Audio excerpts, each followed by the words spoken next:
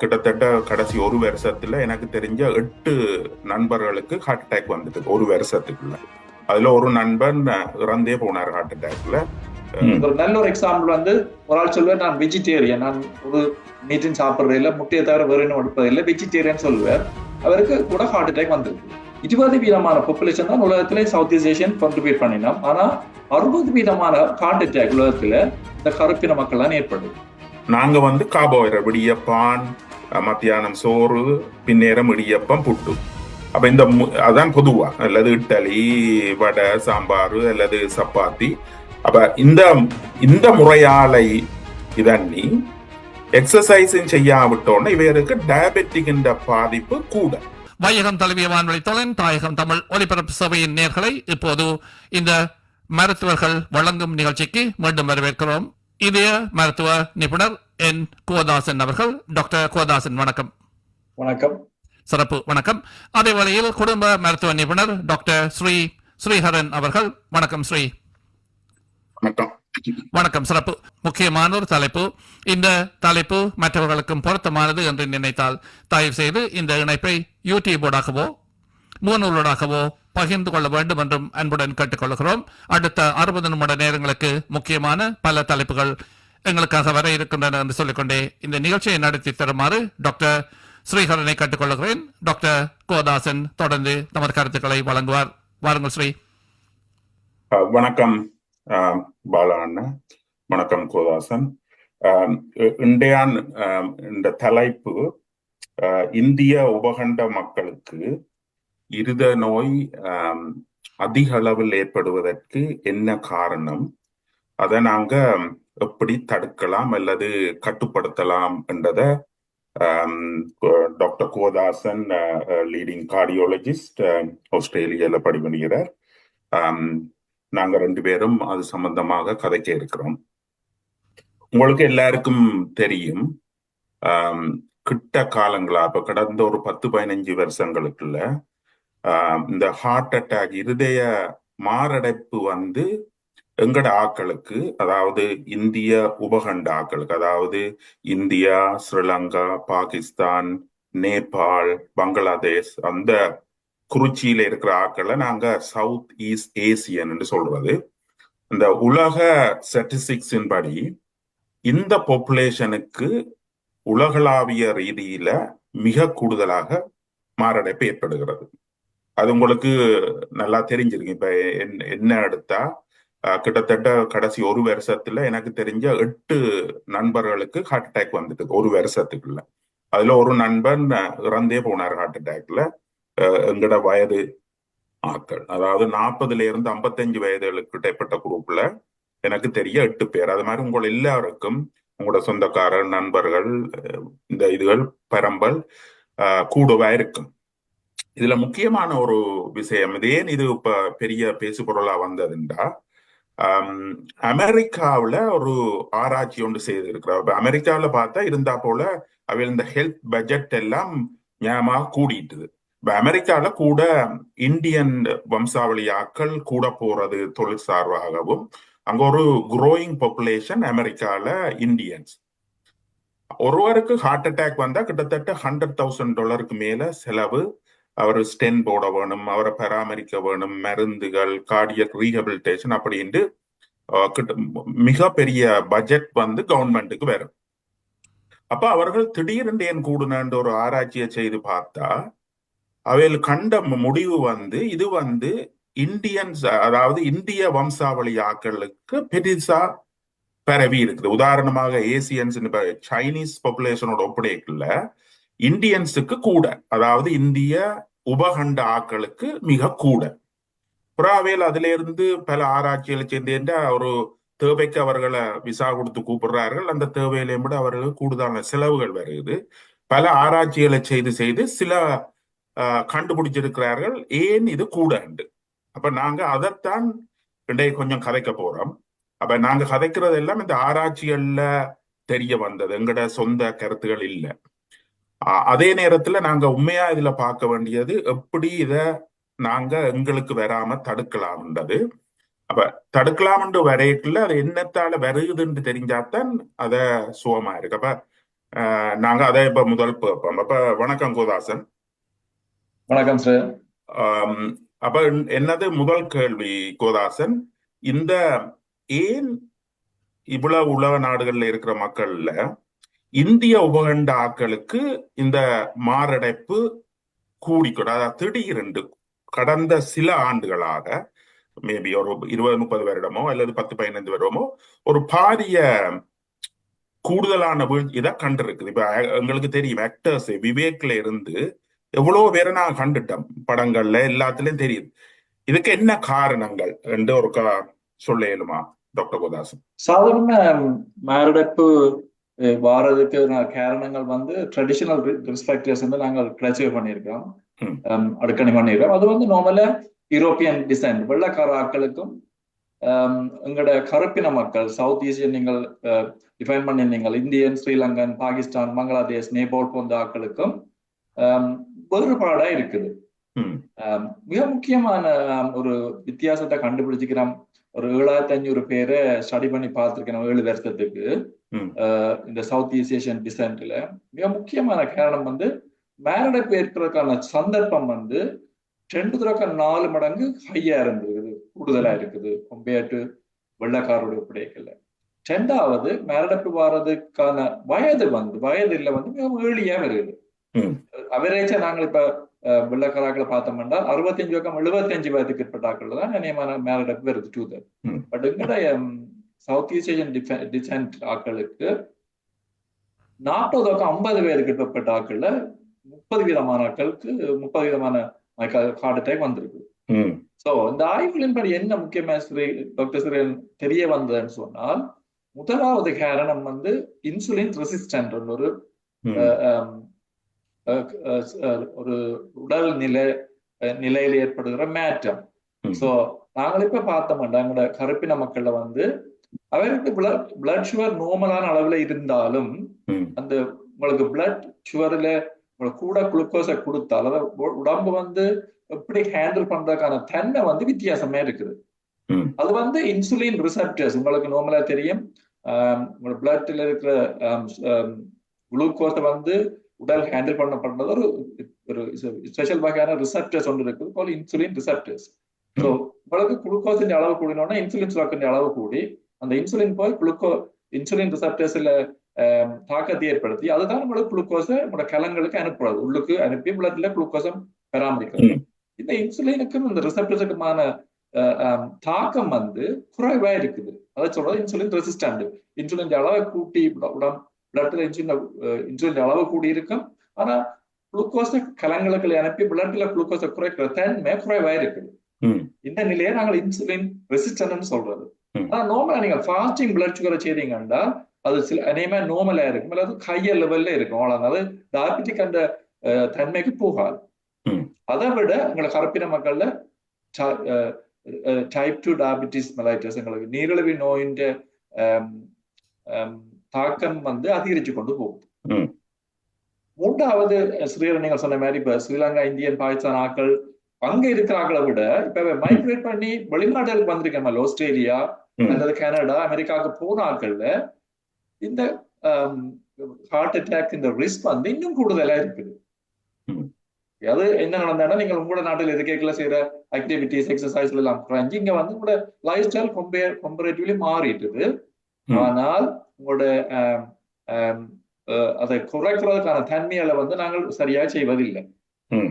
2வது இந்த insulin resistant கன்செப்ட்ல மெட்டாபாலிக் syndrome என்ற ஒரு பல தாக்கங்களை ஏற்படுத்துற ஒரு உடல் நிலைமை ஒன்று ஏற்படுது இந்த கருப்பின மக்கள்ல. அப்ப மெட்டாபாலிக் சிண்ட்ரோம்னா என்னன்னு நீங்க கேட்பீங்க. ஒரு ஆளா பாத்தீங்கன்னா அவர் வந்து பேரம் கூடுதலா இருக்க மாட்டுது. பேரம் கூடினாக்கள் தான் நாங்கள் ஒபிசிட்டி சொல்லி டிஃபைன் பண்ணி எங்களை யூரோப்பியன் டிசைன்ல வெள்ளக்காரில் நாங்கள் டிஃபைன் பண்றது.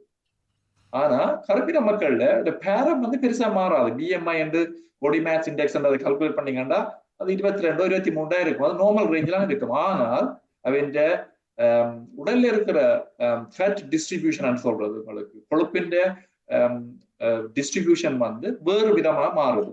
இன்டர்னல் ஆர்கன்ஸ்ல போகுது, லிவர், அரௌண்ட் த ஹார்ட், அது எல்லாம் கூட கொழுப்பு படைகள் ஏற்பட்டு அவைய சொல்றது உண்மையாவே ஒபிசிட்டி இல்ல, பிஎம்ஐ நார்மலா இருக்குது. ஆனா உண்மையாவே ஒபிசிட்டியா இருக்கிற ஆக்களை விட வேறு விதமான உடல் மாற்றங்கள் ஏற்பட்டு கொழுப்புகள் வந்து வேறு இடங்களை படிஞ்சிருக்குது. அவைய சொல்றது தின் ஒபிசிட்டி சிண்ட்ரோம். அவை உண்மையா தின்னா இருப்பினம் பார்த்தால், ஆனா கார்டியோ ரிஸ்க் கூடவே இருக்கும். ஒரு நல்ல ஒரு எக்ஸாம்பிள் வந்து ஒரு ஆள் சொல்லுவார், நான் வெஜிடேரியன், நான் ஒரு மீட்டும் சாப்பிடுறது இல்லை, முட்டையை தவிர வேறு இன்னும் எடுப்பது இல்லை, வெஜிடேரியன் சொல்லுவார். அவருக்கு கூட ஹார்ட் அட்டாக் வந்திருக்கு. ஏனென்றால் அவர் உண்மையா வந்து உடல் நிலையில் இருக்கிற ஒரு காரணிகள் வந்து மெட்டாபாலிக் சிண்ட்ரோம் கொண்டு வருது. அப்ப மெட்டாபாலிக் சிண்ட்ரோம் என்னன்னா, உங்களோட உடற்பருமன் கொஞ்சம் கூடி இருக்குதும், இன்சுலின் ரெசிஸ்டன்ட் இருக்குதும், உங்களுக்கு பிளட் பிரஷர் கூடி இருக்குதும், உடல் வந்து உங்களோட குளுக்கோஸ் ஹேண்டில் பண்ற அளவு வேறையா இருக்கும், அதை விட கொலஸ்ட்ரால் அளவு கூடுதலா இருக்கும். நாங்கள் கொலஸ்ட்ரால் அளவு, கொலஸ்ட்ரால் வந்து ஒரு முக்கியமான பதார்த்தம் உங்களுக்கு தெரியும். இந்த கொழுப்பு படிவு ஏற்படுத்தி அதால அத்ரோஸ்க்ளரோசிஸ் என்ற ஒரு பதாலஜி ஏற்படுத்தி அதாலதான் உங்களுக்கு ஹார்ட் அட்டாக் ஏற்படுது. ஆனா உங்களுக்கு கொலஸ்ட்ரால் அளவு மெஷர் பண்ணி பாத்தீங்கன்னா ஹார்ட் அட்டாக் வந்தாக்கள்ல வெள்ளக்காரர்களோட கொம்பியா வண்டைகளும் கிடையாது குறைவா தான் இருக்குது கொலஸ்ட்ரால் அளவு. சில ஆக்களுக்கு எல்டிஎல் என்ற ஒரு பேட் கொலஸ்ட்ரால் சொல்றது, நாங்கள் வெரி ஹை என்று சொல்றது 4-5 இருந்தா தான் ஹை என்று சொல்றது. ஆனா எங்களுக்கு இந்த சவுத் ஈஸ்ட் ஏஷியன் டிசிப்ளின்ல ஸ்ரீலங்கன் இந்தியன்ல 2.5 இருக்கும். ஆனா அவருக்கு ஹார்ட் அட்டாக் வந்திருக்கும். அது ஏன்னு சொல்றேன்னா, அந்த இவன் அந்த கொலஸ்ட்ரால் அளவு நார்மலா இருந்தாலும் அந்த கொலஸ்ட்ரால் தன்மை ஸ்டிக்கினஸ், உங்களுக்கு குருதி கலங்கள்ல குருதி குழாய்கள் படிக்கிற தன்மை வந்து கூடுதலா இருக்கும். அப்ப அந்த எல்டிஎல் சொல்றது ஆத்ரோஸ்க்ளரோட்டிக் எல்டிஎல். இவன் இந்த எல்டிஎல் அளவு நார்மலா இருந்தாலும் அந்த எல்டிஎலால உங்களுக்கு மரணப்பு ஏற்படுக்கான அல்லது ஸ்ட்ரோக் ஏற்படுக்கான சந்தர்ப்பம் கூட.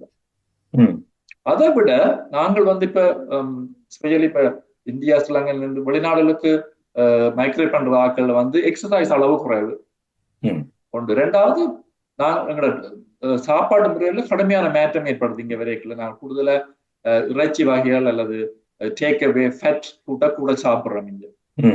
மூன்றாவது காரணம் வந்து ஸ்மோக்கிங். நிறைய பேர் வந்து ஸ்மோக்கிங் ஒரு ஹேபிட்டா பழகிக்கொள்ளணும். அதை விட நீங்கள் எடுக்கிற ஆல்கோஹோலின் அளவு எல்லாம் இந்த எல்லா காரணியும் இந்த செயற்கை இந்த குரூப் தான் உங்களுக்கு கம்பேர் டு வெள்ளக்கார விட எங்களுக்கு மரணப்பு ஏற்படுத்தான தன்மையை கூட்டு. இதை விட முக்கியமான ஒரு கண்டுபிடிச்சு டாக்டர் சுரேரன் கண்டுபிடிச்சிக்கணும் என்னன்னா, உங்களுக்கு ஸ்ட்ரெஸ், வேலை சம்பந்தமே அல்லது வீடு சம்பந்தமே அல்லது உங்களோட என்வாயன்மெண்ட் சம்பந்தமே கம்யூனிட்டி சம்பந்தமே ஏற்படுகின்ற ஸ்ட்ரெஸ்களும் போட்டியலாலையும் உடலில் சிக்னிபிகன்ட் சேஞ்ச் ஏற்படுது. அது ஒரு மிக முக்கியமான ரிஸ்க் ஃபேக்டர். இப்ப 3வது ரிஸ்க் ஃபேக்டரை எங்களுடைய ஆட்களுக்கு கிளாஸிஃபை பண்ணியிருக்கேன். ஸோ உங்களுக்கு தெரியும், ஒரு south Asian designed emergency department doctor வந்து சந்திச்சாலும் நெஞ்சு நோண்டு நாங்கள் வெரி சீரியஸா எடுப்போம் வெள்ளக்காரரை விட. இரண்டாவது இவர்களுக்கான ஹார்ட் அட்டாக் ரிஸ்க் ஹையா இருக்குது, இவர்களுக்கு ஹார்ட் அட்டாக் வரதுக்கான சந்தர்ப்பம் கூடுதலா இருக்குது. ஈவன் தோ இவன் பிளட் டெஸ்டோ இவன் பேரமோ அது எல்லா பராமீட்டர்ஸ் நார்மலா இருக்கிற பராமீட்டர்ஸ் உங்களுக்கு மைக்கால் அளவு குறைவா இருக்குது. இதனால முக்கியமா இந்த சவுத் ஈஸ்ட் ஏஷியன் டாக்டர் சொல்ல வேண்டியது வந்து 20% பாப்புலேஷன் தான் உலகத்திலே சவுத் ஈஸ்ட் ஏஷியன் கான்ட்ரிபியூட் பண்ணினோம். ஆனா 60% ஹார்ட் அட்டாக் உலகத்துல இந்த கருப்பின மக்கள் தான் ஏற்படுது.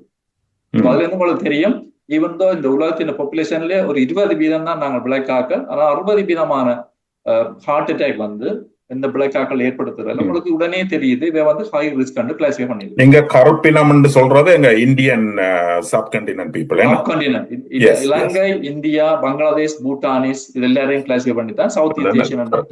S, okay. கோதாசன், நீங்க சொன்னதை நான் ஒருக்கா கொஞ்சம் திருப்பி ஒருக்கா சமரைஸ் பண்றேன் அடுத்ததுக்கு போக முதல். அதாவது வந்து எங்கட ஏசியன்ஸ், அதாவது இந்தியா சப்கண்டினன்ட் ஆக்களுக்கு மற்ற வெள்ளை ஆக்கள்லையும் விட சில இயல்புகள் வித்தியாசமா இருக்கிறதாலதான் இந்த ஹார்ட் அட்டாக் கூடுதலா வருது. அப்ப கோதாசன் என்ன சொன்னா, உலகத்துல 20% ஆக்கள் நாங்க, ஆனா அதுக்கு 60% உலகத்துல 60% ஹார்ட் அட்டாக் வருது இந்த 20% ஆக்கள். அப்ப அது ஒரு பெரிய ஒரு பிரச்சனை. அப்ப அதுக்கு என்ன இந்த ஆராய்ச்சிகள் சொல்லுதுன்னா, முதலாவது எங்கள்ல வர்ற இந்த இன்சுலின் ரெசிஸ்டன்ஸ். இந்த இன்சுலின் ரெசிஸ்டன்ஸ் இந்தியன்ஸுக்கு தான் கூட இருக்குது. அதாவது இந்தியா சப்கண்ட வெள்ளையாக்களோட ஒப்படைக்கல இந்தியன்ஸுக்கு தான் கூட. இந்த இன்சுலின் ரெசிஸ்டன்ஸ் கோதாசன் சொன்ன மாதிரி எங்கட இன்சுலின் அளவு கூடுதலா இருக்கிறது உடல்ல. அது இந்த தொழில் பாதிக்கப்பட்டிருக்கு. அதோடம குளுக்கோஸ இன்சுலின் செல்லுகளுக்குள்ள அனுப்பும். இங்க குளுக்கோஸ் கூடுதலா இருந்து செல்லுகள் குளுக்கோஸால நிரம்பின உடனே அந்த கதவு துறப்படாது. அப்ப இன்சுலின் போய் கதவை தட்டினாலும் கதவு துறப்படாது குளுக்கோஸ் அனுப்புறது. அதாவது இன்சுலின் குளுக்கோஸ் ஒரு கலத்துக்கு ஒரு கதவுக்குள்ளாலதான் போகணும். அந்த கதவை துறக்கிறது இன்சுலின். அப்ப குளுக்கோஸ் கூடுதலாக செல்லுகளுக்குள்ள இருக்கேக்குள்ள இந்த இன்சுலின் ரெசிஸ்டன்ட் ஒன்று வந்தோடனே இன்சுலின் கதவை தட்டும் துறப்படாது. அப்ப என்ன செய்யும், மிச்சமா இருக்கிற குளுக்கோஸ்கள் லிவர்லையும் அங்கட வயிற்றுலையும் கொழுப்பாக இன்சுலினால மாத்திரும். அதாவது இன்சுலின் ஒரு அனாபாலிக் ஹோமோன், அதாவது சிந்தசைஸ் பண்றது. ஹோமோன்ல 2 வகை இருக்குது, கெட்டபாலிக், அனாபாலிக். இன்சுலின் குளுக்கோஸ செல்லுக்கு அனுப்பும். மேலதிகமா இருக்கிற குளுக்கோஸ ஈரல்லையும் வயிற்றுலையும் படிய செய்யும். ஆகவே இந்த இன்சுலின் கூட இருக்கிறது கொழுப்ப படிய செய்கிறதாலையும், அது உலக முழுக்க இன்சுலின் கூட இருந்து அது அந்த பிளாக் அதுகளையும் பாதிப்புகள் ஏற்படுறதாலையும் இந்த சவுத் ஈஸ்ட் ஏசியன் இந்தியன் உபகண்ட ஆட்களுக்கு ஹார்ட் அட்டாக் வர்றது கூட. அது முதலாவது சொன்ன கூடாது. ரெண்டாவது இந்த உணவு மாற்றங்கள், அதாவது இந்த இந்தியன் உபகண்ட ஆக்கள் கார்போஹைட்ரேட்டை மையமாத்தான் உணவெடுக்கிறது. இப்ப வெள்ளை ஆக்களோட ஒப்படைக்கல அவர்கள் புரோட்டீன் பேஸ், நாங்க கார்போஹைட்ரேட், இடியப்பான், மத்தியானம் சோறு, பின்னேரம் இடியப்பம், புட்டு. அப்ப அதான் பொதுவா, அல்லது இட்டலி, வடை, சாம்பார் அல்லது சப்பாத்தி. அப்ப இந்த முறையாலை இதண்ணி எக்ஸசைஸும் செய்யாவிட்டோன்னு இவருக்கு டயபெட்டிக் என்ற பாதிப்பு கூட. அப்ப டயபெட்டிக் ஒரு பெரிய risk factor for heart attack. அப்ப வெள்ளையாக்களோட ஒப்படைக்குல எங்களுக்கு டயபெட்டிக் கூட. மூன்றாவது காரணம் பொதுவானது எங்கட ஸ்ட்ரெஸ். அதுல கோதாசன் என்ன சொன்ன, எங்களுக்கு இலங்கையில ஏற்படுறதுல இருக்கு, இலங்கையோ இந்தியாவில வரை இருக்கிற ஆக்களுக்கு ஹார்ட் அட்டாக் வர்றதுலையும் விட ஒரு வளர்ந்த நாட்டுக்கு வந்த உடனே ஆஸ்திரேலியா, அமெரிக்கா அவைகளுக்கு ஹார்ட் அட்டாக் வர்றது கூட. ஏனென்றா அந்த ஸ்ட்ரெஸ். எங்கட சொந்த நாடுகள்ல இருக்க நாங்க எல்லாரோடையும் கதைப்போம், ஃப்ரெண்ட்ஸ் இருப்பினோம், சோசியலைஸ் பண்ணுவோம், சமூகங்கள், கோயில்கள் எல்லாம் இருக்கும்.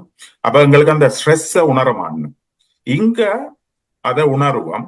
அதோட நாங்க ஒரு முக்கியமான தன்மை இருக்குது இடம்பெயர்ந்த ஆக்களுக்கு, இரவு பகலா வேலை செய்வினேன்.